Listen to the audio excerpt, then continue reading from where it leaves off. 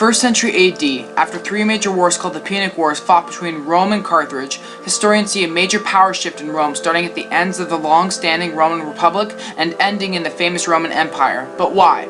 Well, first, let's go back to the end of the Republic.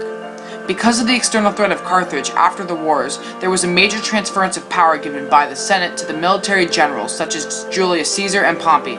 During the Second Punic War, Rome gained control of Spain, which was its first big example of military conquest. Due to the influence of these military generals, we see the Republic's interests move towards expansion to include Italy and large parts of Europe and Africa. There was also a major change in terms of reformations made by Caesar and Octavian aimed at solving the land crisis with the plebeians. Although we see a major power shift from the Senate and consuls to the military generals, Rome still retains its cultural identity from republic to empire, including its Hellenistic beliefs such as in the gods, its unified system of government, and its diversity of subject people. Understanding how and why the Roman Republic transformed into an empire is very crucial to understanding our world today.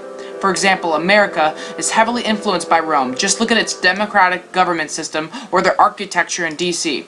Knowing how and why Rome transformed can help us today understand our political and social issues. Let's go back to the biggest change that took place from the Republic to the Empire within Rome. As the ideals of Rome took a turn towards military expansion after the Punic Wars, the roles and power of military generals increased dramatically within Rome. Just before the Republic fell, Rome worked based off of a system where there was a Senate who dealt with most of the political, social, and military affairs, along with two consuls chosen by the Senate, who were the temporary leaders of Rome. The Roman Republic also had a dictator that would take power during times of extreme war or conflict, in which he would gain emergency powers from the Senate. It was at this point that the famous general, Julius Caesar, was going up in the ranks.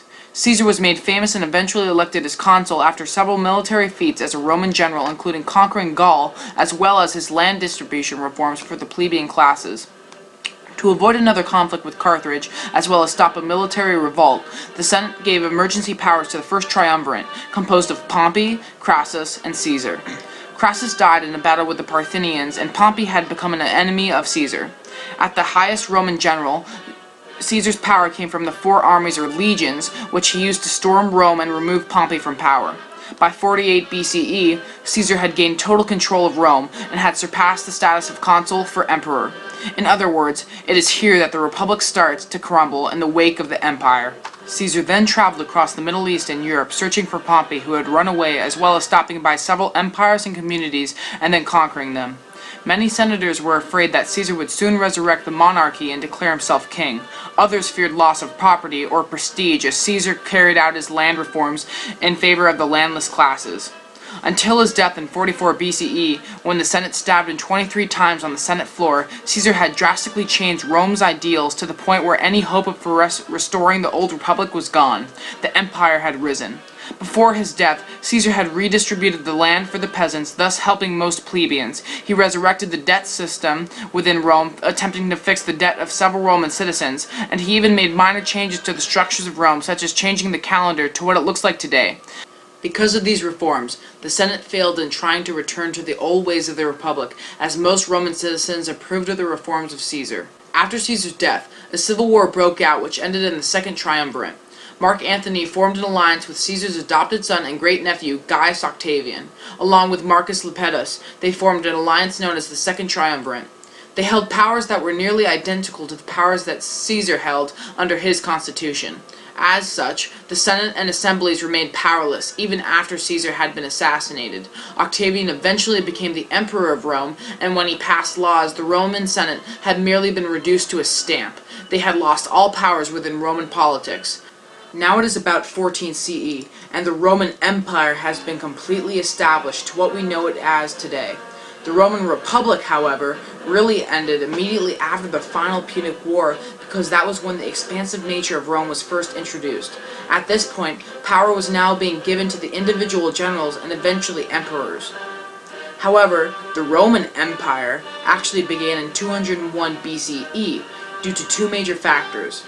The first, major military conquest of Spain, thus creating the expansive ideals in Rome, and second, the first time in Rome's history in which all power was given to a single man. These are the two reasons that actually caused the Roman Empire to start.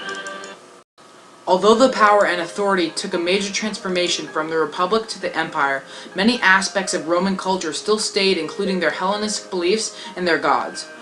Rome had adopted their gods from Greek culture, and they stuck around until the fall of Rome itself. Along with the Hellenistic culture, the unified system of government and diversity of subject people is retained during the transformation. Rome started out as a city, then a city-state, then a kingdom, and a republic, but in each of these stages, the government was unified under one structured system. The Roman Republic also encompassed a large group of diverse populations, including Italy, Spain, etc. Rome retained the diversity and actually built upon it once it became an empire.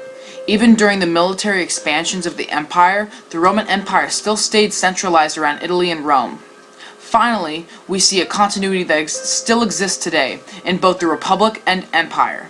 This continuity is that the powerful people in politics were from the patrician class, or the top 5%. And how's the structure of America today? That's right, it's virtually impossible to become a politician in America, let alone a governor or a president, without huge amounts of money and power backing you up. The Roman Republic and Empire still affect our lives today, which is why understanding what changes occurred then is important to understanding how our current government changes today.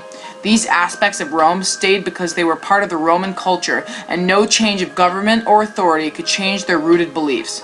Several other aspects, such as the unified government, also stayed because they were actual elements of a good empire.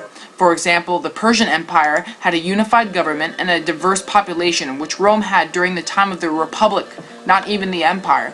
So in many ways, the Roman Republic and Empire were one and the same at one point. This is why many aspects of the Rome didn't change, because they didn't need to. Finally, Carthage was the main outside force that propelled Rome to transform. As we said before, the Punic Wars were the trigger that caused the expansive nature and transference of power within Rome. After the Second Punic War, Rome gained their first nation through military expansion, Spain, thus realizing their power. Because of this, they started to begin new conquests to other territories, thus increasing the size, economy, and power of the Roman Empire. Not for Carthage and the Punic Wars, Rome would have stayed in a small area centralized within Italy.